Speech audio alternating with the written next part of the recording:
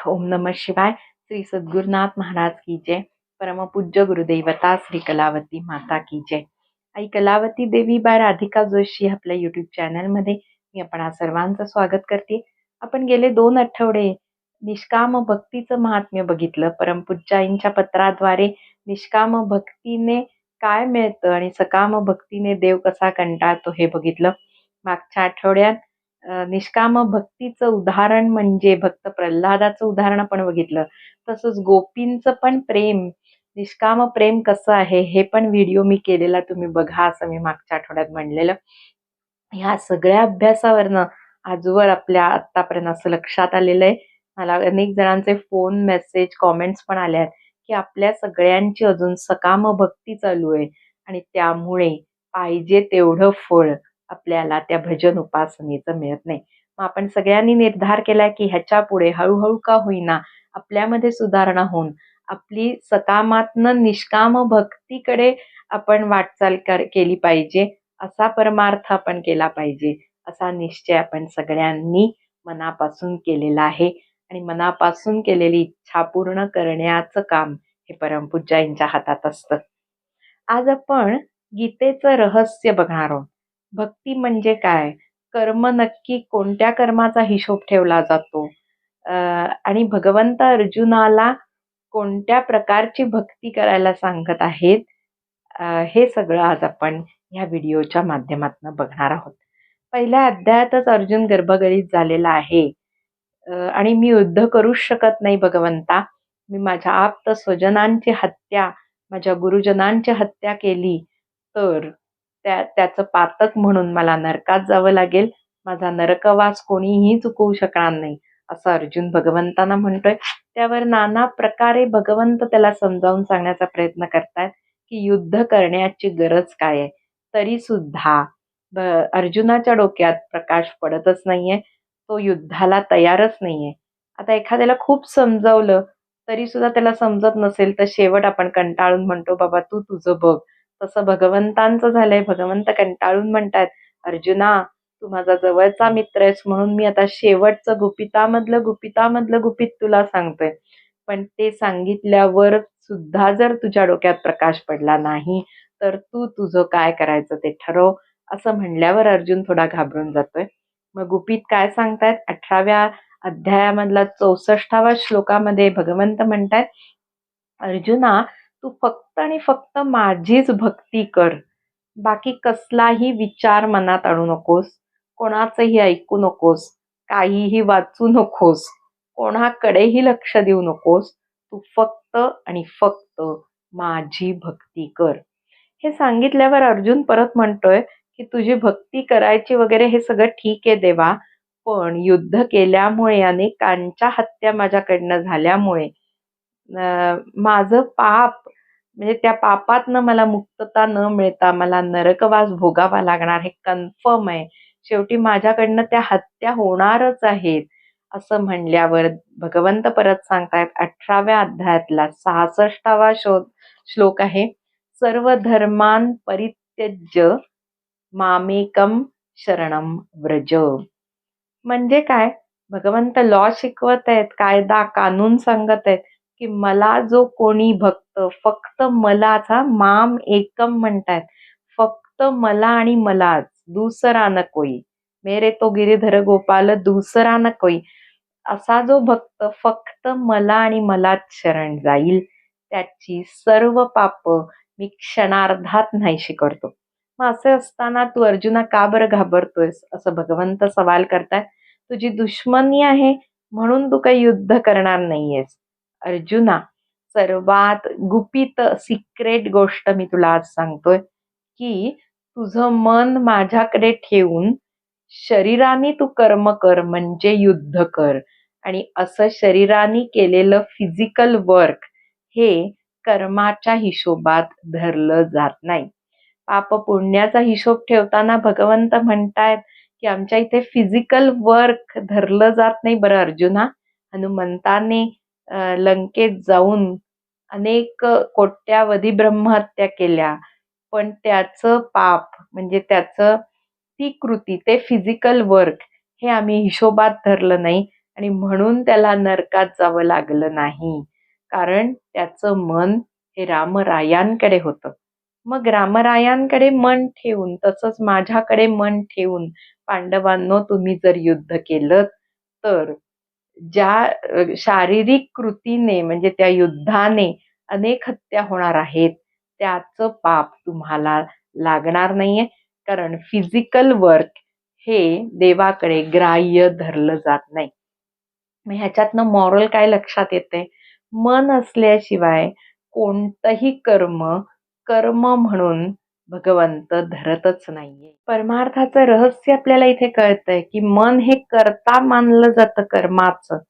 भगवंत म्हणतात, की हे जे तुम्ही राम राम म्हणताय, कृष्ण कृष्ण म्हणताय, आपण ओम नमः शिवाय म्हणतोय, ह्याचा काहीही फायदा नाही जोपर्यंत तिथे मनाची अटॅचमेंट नसेल. मग मनाची अटॅचमेंट नसलेलं नाम ही पोपटपंची ठरते. मनाची अटॅचमेंट जिथे असेल तिथेच फक्त त्या केलेल्या कर्माचंच फळ मिळतंय. म्हणून मनापासून जो शरण जातो त्याला देवाची प्राप्ती होत आहे. आणि मन किंवा स्मरण नसलेलं कोट्यावधी जरी नाम आपल्याकडनं घडलं तरी त्याचं फळ शून्य आहे. 90% आपण सगळे लोक फिजिकल वर्कवर फोकस करतोय. भगवंत म्हणतात माझ्याकडे मन ठेवून तुम्ही तुमचं शरीर संसारात म्हणजे शरीराने कर्तव्य संसारातली पार पाडायची आणि आपण इथे उलट करतोय. मन संसारात ठेवलेलं आहे आणि शरीराने इंद्रियांनी देवाची भक्ती करतोय. पूजा 4-4 तास पूजा, पारायण, व्रत, नेम, उपवास जरी केले तरी त्याचा आजवर फायदा झाला नाही. कारण दवाखान्यात गेलो पण गुण आला नाही. म्हणजे डॉक्टरला विचारलं पाहिजे की आपण औषध घेण्यात आपली कुठे चूक होत आहे. तसं परमार्थ करत असताना 40-40 वर्ष होऊन जर आपल्याला गुण आलेला नसेल तर ह्याचा एक सोपा उपाय म्हणजे दरवर्षी आपल्या भजन उपासनेचा रिव्ह्यू घ्यायचा.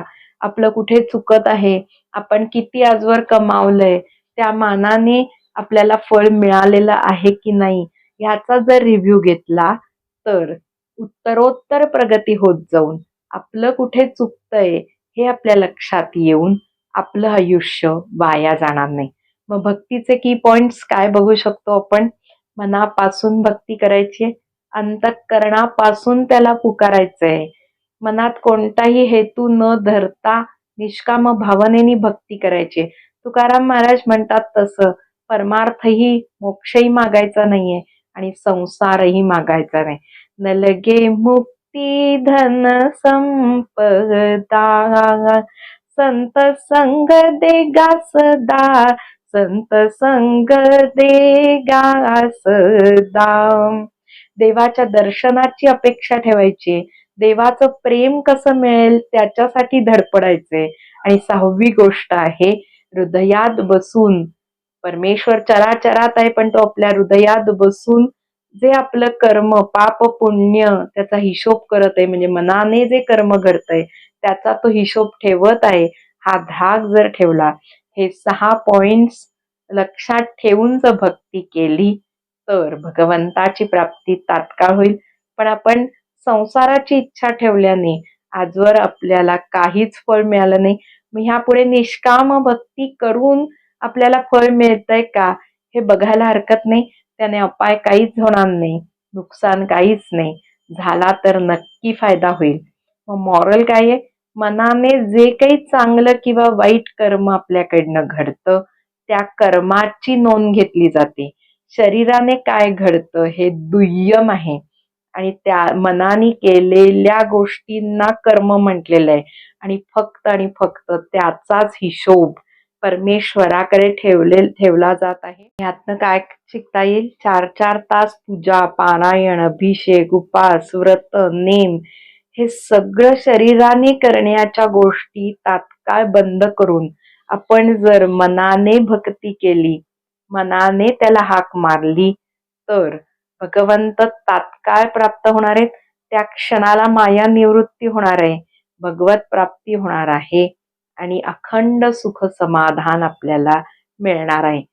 मग आपल्या भजनांच्या दृष्टिकोनातनं गीतेचं रहस्य बघायचं ठरवलं तर, पूर्ण प्रेम लगा दिल में जब नेम का बंधन छूट गया.